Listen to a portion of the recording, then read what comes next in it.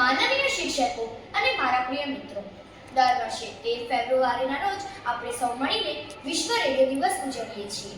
એ દિવસ જે એક અદ્ભુત અવાજી સાધનને સમર્પિત છે, જેને બોલ્યા વિના, નજરે પાડ્યા વગર આખી દુનિયાને જોડી રાખ્યા છે. રેડિયો માત્ર એક યંત્ર નથી, તે એક અદૃશ્ય અવાજનો સાથી અને લાગણીઓનો વ્યવહાર છે. જૂના સમયમાં જ્યારે ટેલિવિઝન, ઇન્ટરનેટ કે સ્માર્ટફોન નહોતા, ત્યારે રેડિયો લોકોનું માત્ર એક ઓડિયો ઉપકરણ હતું. ઘરમાં મોટા લાકડાના રેડિયો સેટ, બહાર લઈ જઈ શકાય તેવા ટ્રાન્ઝિસ્ટર અને બેટરીથી ચાલતા નાનકડા રેડિયો લોકોના દૈનિક જીવનના ભાગ હતા. લોકો સમાચાર સાંભળવા, ગીતો માણવા અને નાટકોમાં તલ્લીન થવા માટે રેડિયોના આસપાસ ભેગા થતા.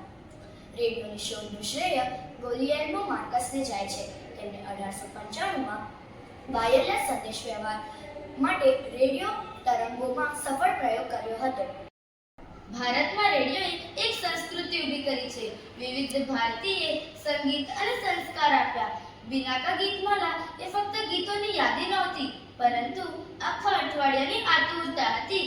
જયમાલા ફૌજીઓની ફરમાઈશ દ્વારા સૈનિકો સુધી પરિવારનો પ્રેમ પહોંચ્યો અને હવાઈ મહેલ જેવા કાર્યક્રમ કલ્પનાને પાંખો આપતા. રેડિયોના વિકાસના તબક્કા ખૂબ રસપ્રદ છે. પહેલા મોટા વાયરવાળા રેડિયો આવ્યા, પછી ટ્રાન્ઝિસ્ટર રેડિયો લોકપ્રિય બન્યા, ત્યારબાદ એમએફ રેડિયો, ડિજિટલ રેડિયો અને આજે ઓનલાઈન રેડિયોનો યુગ છે. આજના સમયમાં તો આપણા મોબાઈલ ફોનમાં પણ રેડિયો ફીચર ઉપલબ્ધ છે, જે બતાવે છે કે રેડિયો સાથેનો સમય કેવી રીતે બદલાતો આવ્યો છે. આપત્તિના સમયમાં રેડિયો જીવન રેખા બની જાય છે. ગામડાઓમાં તે શિક્ષક છે, ખેડૂતો માટે તે માર્ગદર્શક છે અને એકલતા અનુભવનાર માટે તે મિત્ર છે. રેડિયો અનેક ભાષાઓમાં બોલે છે, પરંતુ સંદેશ એક જ આપે છે: એકતા અને વિશ્વાસ.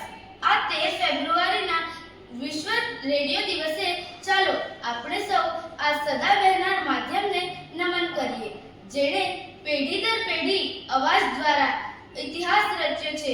રેડિયો જૂનો હોઈ શકે, પણ તેની અસર અને અવાજ સદાય યુવાન રહે છે. રેડિયો અમર રહે, એવો અવાજ ક્યારેય ચૂપ થવો ન જોઈએ.